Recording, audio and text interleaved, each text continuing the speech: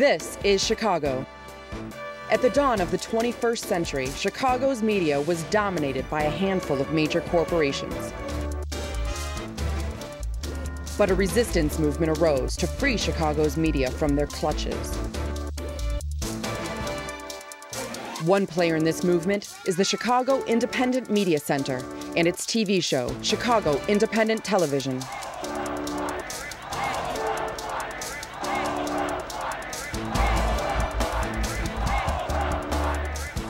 The Independent Media Center is a worldwide network of grassroots correspondents committed to using the tools of the media for promoting social and economic justice.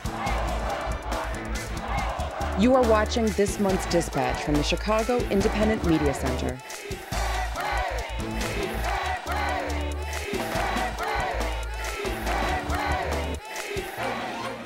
Welcome to Chicago Independent Television, a collection of progressive video reports by grassroots workers produced free from corporate influence.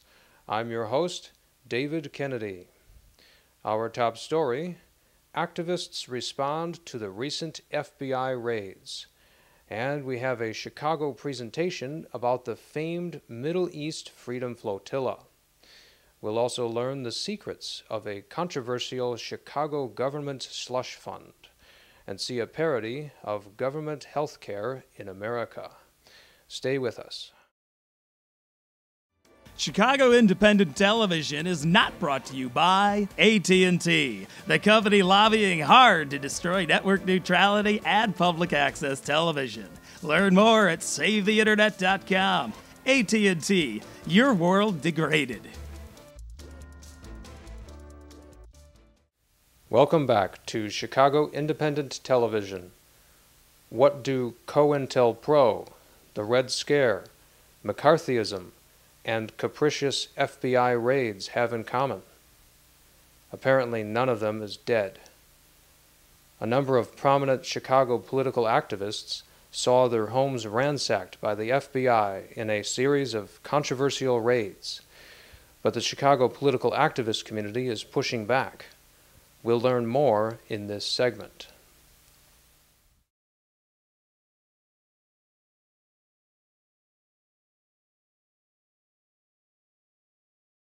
As folks may have heard, there were a series of FBI raids last Friday that targeted labor activists, anti-war activists, solidarity workers that have been engaged in the struggle to try to get the rights and the self-determination of the people of Palestine recognized.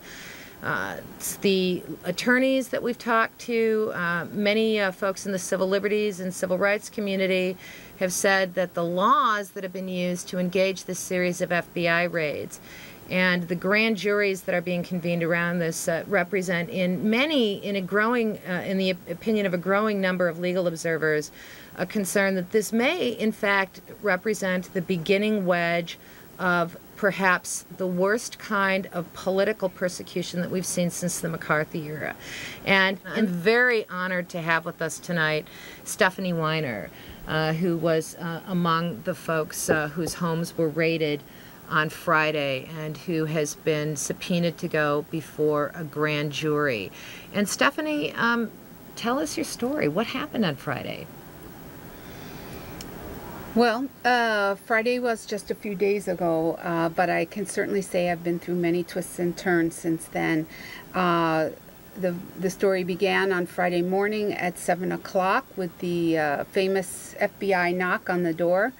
We were both home, and we were handed the paperwork of the search warrant for our home.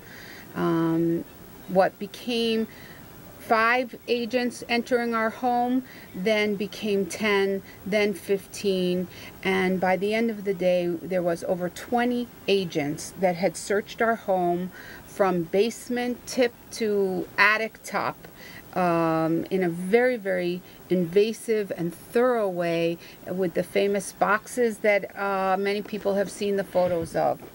And of course we had shock. But I think the thing that we want to convey right now is that in the first few hours it was shock and trauma, but by the afternoon we even then were able to start to network with other people and understand what it was a part of. Other houses, to learn that it was not in isolation.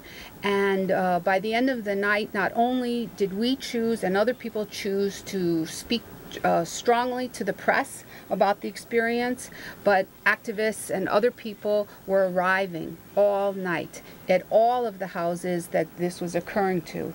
So the irony is that although the story began right then with a trauma, what we've been experiencing since then is a certain kind of inspiration. I mentioned that that first night that so many activists came together and so much press came together. But I think what I want to just add as the last piece of that is that on Monday, for example, when there became a national outrage about what had happened, we're counting now over 31 cities that have had demonstrations. Well, let me give viewers some background. In June of this year, the Supreme Court handed down a decision that at the time got very little press coverage, but was greeted with grave alarm by many sectors of the legal community. And that decision essentially makes it a crime to have even a conversation with a group that the federal government unilaterally deems a terrorist organization.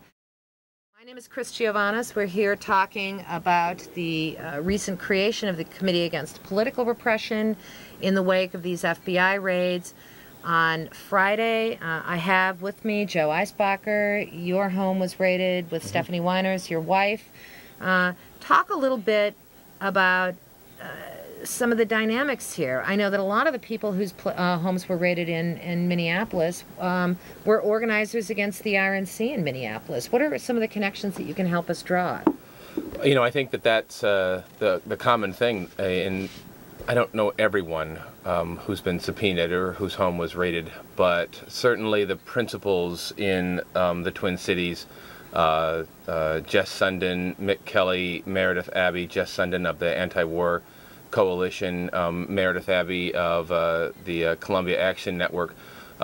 They were the principal organizers of, you know, what has been to date the largest anti-war march in the Midwest, the protest against the Republican National Convention in August of 2008. And myself, actually, I coordinated buses from Chicago to go to the Twin Cities and spoke at the rally in front of the State House there. And as you recall, Chris, that protest also unleashed a wave of repression in the immediate, in fact, not even in the aftermath, in the days before the protest, leading to terrorism charges being brought against 8 of the organizers of the protests. And I think it's also, as Stephanie said, there's reason for optimism even today, because after popular support for those protesters, the terrorism charges have all been dropped against those 8. Wait, are you telling me that the terrorism charges that the federal government initially brought proved to be completely bogus? Is that what you're telling me? Yeah, yes, that's exactly what I'm telling you. That's shocking! Shocking that our government would make that kind of a misstep when appropriate and necessary political pressure actually encouraged them to see the error of their ways. So, is this just a naked assault on progressive movement work?